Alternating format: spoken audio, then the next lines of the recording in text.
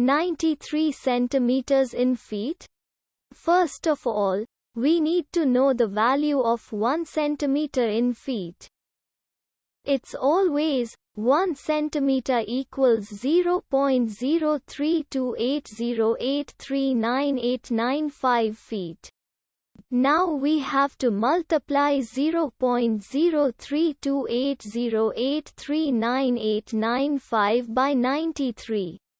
Therefore, 93 centimeters times 0.03280839895 feet equals 3.0511811035 feet.